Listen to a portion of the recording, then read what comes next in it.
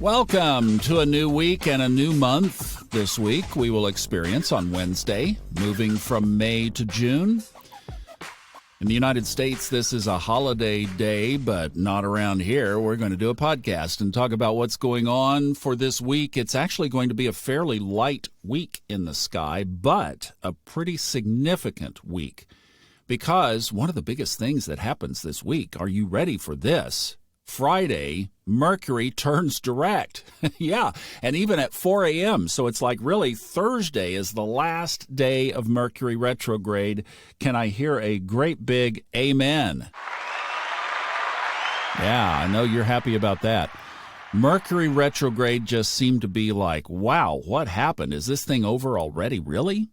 And on that note, related, I guess, to communication, our Discord group is back up and humming. Kristen has been working on that over the last couple of weeks and let me know this past week. She's like, we've got it going. So if you'd like to jump in on that Discord conversation, just look for the Fun Astrology podcast group on Discord. That's where the 101 course students communicate in their section, and then everybody, there's an open channel for the podcast.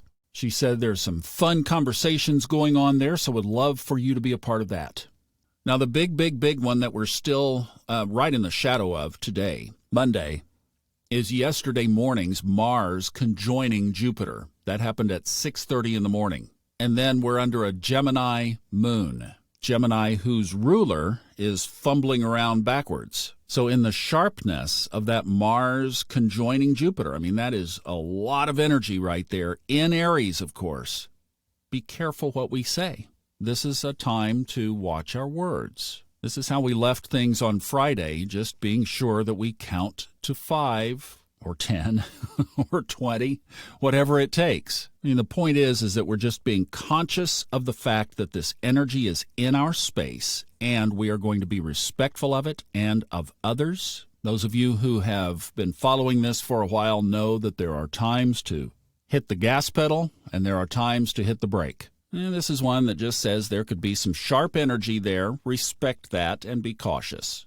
The other thing of note, today the new moon is at 7:30 this morning. That's in Gemini, as we mentioned, from its transit in there yesterday afternoon. Now, looking at the big picture, Mercury turns direct at 4 a.m. Friday, and then Saturn goes retrograde on Saturday afternoon. That will be interesting, and we'll talk about that toward the end of the week. Then the other big station is going to be the end of the month, the 28th. We won't have to worry about this for a while, but Neptune then stations retrograde. So here we are coming into this 4 to 5 to 6 to 7 month period that all of the big outer planets at one time or another during that stretch are going to be going backwards in the sky.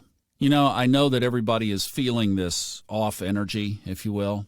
So we really need to start thinking about June as a transition month of high spiritual practice as we're getting ready to move into this period where the energy that's off with everything moving forward except Mercury is going to feel more off when these big planets get into retrograde full on.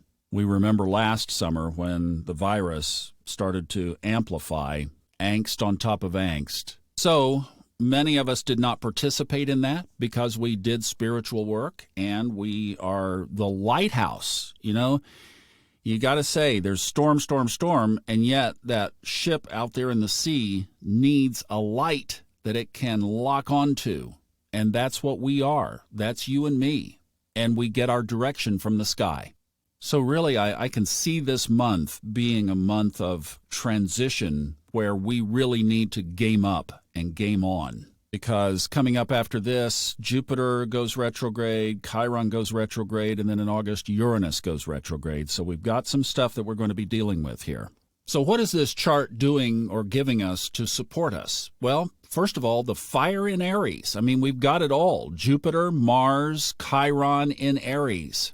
It's a lot of fire to get things done. In fact, until things move into Leo later in the summer, that's the biggest fire that we have to move things forward is right now. And it's there, and it will be there for the rest of this month. Saturn in Aquarius is still sitting in that T-square bending of the nodes position between the north and south nodes of the moon in Scorpio and Taurus. And I know for a lot of us, these karmic things have been coming up. There's that energy. Allow it to come up. How else is this chart supporting us? Venus is at home in Taurus.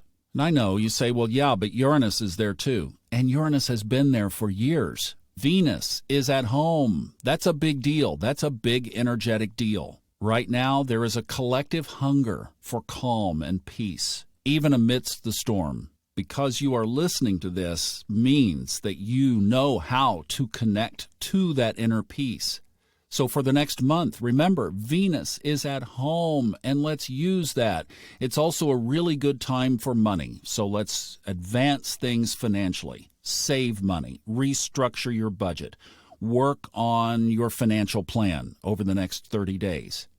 And then we have my own rising sign, the sun and the moon, together, the new moon at 8 degrees of Gemini. Gemini, ruled by Mercury, even though in retrograde, sparks highly effective internal communication, self-talk. You know, we correlate the mind, Gemini, to the mind, learning, education, etc., and also to communication. Remember, the most important communication is to yourself, and what you say to yourself comes from your mind. So there's a lot of power right now to transform any kind of thoughts or patterns or habits or thinking that doesn't serve you.